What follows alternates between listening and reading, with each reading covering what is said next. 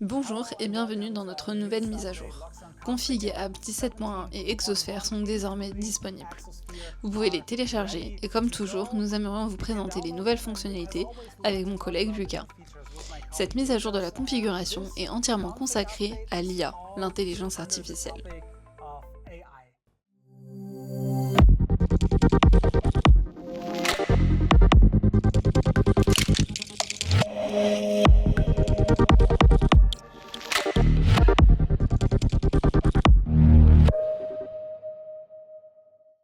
Oui, le mini-serveur peut désormais servir de serveur MCP, ce qui signifie que vous pouvez l'intégrer à l'outil d'intelligence artificielle de votre choix.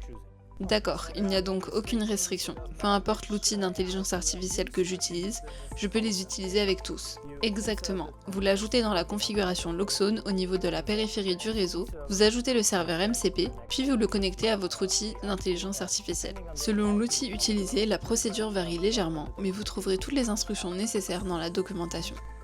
L'important, c'est que la connexion soit locale. Dans ce cas, cela fonctionnera et vous pourrez utiliser votre outil d'IA.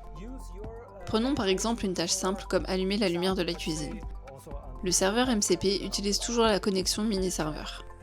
Il ne peut donc effectuer que les actions pour lesquelles vous lui avez attribué des droits en tant qu'utilisateur. Et c'est évidemment possible d'effectuer les actions dans l'application. La prochaine nouveauté dans Loxone Config est le plugin FIAS. De quoi s'agit-il? Nous passons désormais à notre mini-serveur Loxone Campus, car c'est essentiel pour tous les hôtels, appartements, etc. Le FIAS est un protocole standardisé que le mini-serveur peut utiliser pour communiquer avec les systèmes de gestion des propriétés. Ainsi, comme c'est le cas ici dans notre hôtel, nous pouvons obtenir l'état des chambres, si un client s'est déjà enregistré, ou quand est-ce qu'il va arriver, ou est-ce qu'il vient d'arriver, ou est-ce qu'il vient de s'enregistrer à la réception. Dans ce cas, par exemple, nous pouvons refroidir ou chauffer la chambre. Mais outre ces plugins, des améliorations ont également été apportées au sein même de Loxone Config. Comme prévu, de nombreux bugs ont été corrigés, ce qui renforce la stabilité de Loxone Config, et une nouvelle méthode d'organisation des pièces dans un bâtiment a été mise en place. Oui, par exemple, si vous possédez une grande maison ou plusieurs bâtiments équipés de Loxone, vous pouvez avoir de très nombreuses pièces et avoir perdu la vue d'ensemble de celles-ci. Désormais, vous pouvez les regrouper. Vous pouvez les regrouper par bâtiment, par étage ou comme bon vous semble. Pour ce faire, rendez-vous dans Loxone Config, dans la boîte de dialogue pièces et catégories que vous connaissez déjà. Vous pouvez désormais créer des groupes et ajouter des pièces.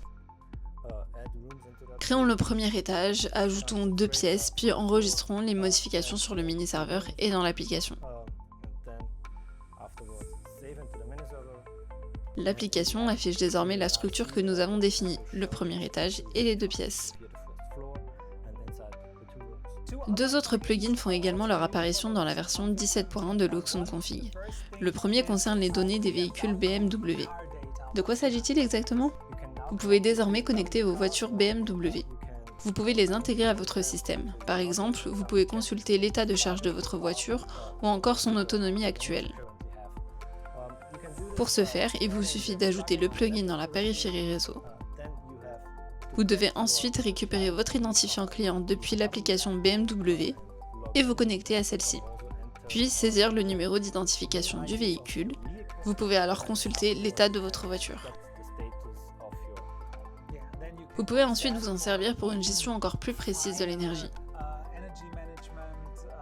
Comme vous pouvez le voir ici, les données sont transmises et vous pouvez les utiliser pour vos automatisations comme bon vous semble.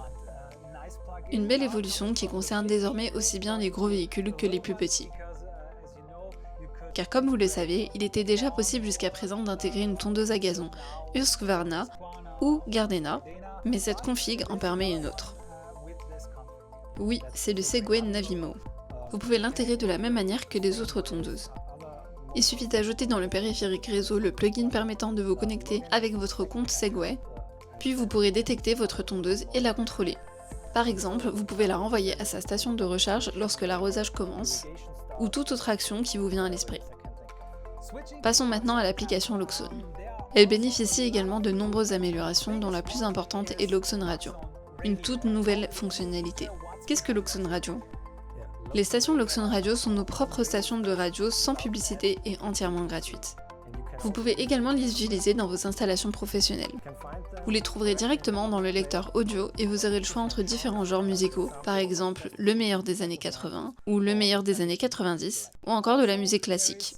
De nombreuses corrections de bugs ont également été apportées à l'application Loxone, ce qui améliore sa stabilité. Ainsi, que ce soit pour passer d'une pièce à l'autre ou pour accéder au bloc fonctionnel, tout est beaucoup plus rapide. Vous le remarquerez dès la première utilisation. Profitez donc pleinement de l'application Loxone à l'avenir. Le dernier point de la mise à jour aujourd'hui concerne Exosphere, et c'est la première chose que vous voyez ici. Regardez ça, nous avons un nouveau thème. Oui, Exosphere propose désormais un mode sombre, mais vous pouvez également revenir au mode clair depuis ce menu ou définir ce paramètre en fonction des paramètres système. La deuxième fonctionnalité après le thème est l'option d'exportation, car nous travaillons dans Exosphere avec de grandes quantités de données concernant de grandes chaînes et de grands bâtiments, et il est toujours important de pouvoir exporter ces données vers Excel. Cela était déjà possible via un fichier CSV auparavant, mais nous disposons désormais d'une méthode directe. Oui, vous pouvez désormais exporter directement vers Excel. Par exemple, nous avons les données des bornes de recharge du campus. Nous pouvons les exporter directement vers Excel, mais nous pouvons également importer des modèles. Grâce à un modèle, vous pouvez définir ce que vous souhaitez faire avec les données que vous exportez. Vous pouvez créer des graphiques, des tableaux de bord, tout ce que vous voulez. Vous pouvez les importer dans Exosphere, puis les exporter régulièrement ou manuellement. Cliquez ici pour exporter. Utilisons nos données annuelles. Cliquez ou sélectionnez le modèle que nous avons fourni, puis lancez l'exportation. Une fois l'exportation terminée, nous avons téléchargé le fichier et pouvons le consulter ici dans Excel. Je l'ai déjà téléchargé au préalable et je dispose de l'intégralité des données. Voici les données renseignées par Exosphere et nous avons créé ici quelques tableaux de bord, notamment sur la recharge, où l'on peut voir par exemple à quel moment les utilisateurs rechargent leur véhicule, quand est-ce qu'ils le branchent, ou tout autre élément de votre choix. Et bien sûr, vous pouvez automatiser ce processus, vous recevrez automatiquement des emails contenant ce rapport mensuel. Vous n'aurez donc plus à vous soucier de ces détails à l'avenir, grâce à la nouvelle fonctionnalité d'exportation vers Excel. Passons maintenant aux notifications. Il s'agit en fait d'alertes. C'est très utile, que ce soit pour le chauffage, la climatisation, la qualité de l'air ou tout autre sujet. Que pouvons-nous faire ici maintenant ? Oui, vous pouvez désormais créer des règles en fonction de n'importe quelle donnée qui vous vient à l'esprit, et pour laquelle vous recevez une alerte Exosphere. Par exemple, sur le campus Loxone, nous avons mis en place des alertes lorsque par exemple, le taux de CO2 devient trop élevé, ou que la température de la salle de bain d'une chambre d'hôtel devient trop élevée. C'est assez simple, vous créez une règle ici, vous sélectionnez un bloc fonctionnel ou un ensemble de blocs fonctionnels, prenons l'exemple du CO2. Prenons l'une de nos salles de réunion, je peux définir la condition qui déclenchera l'alerte, puis choisir qui sera averti par SMS ou par email. Voilà pour les nouveautés d'aujourd'hui. Loxone Config et l'app 17.1 ainsi qu'Exosphere sont prêtes à l'emploi. Merci de nous avoir suivis, et si vous aimez la vidéo, n'hésitez pas à nous laisser un j'aime et à laisser un commentaire, et à vous abonner. Merci de nous avoir suivis, et à la prochaine.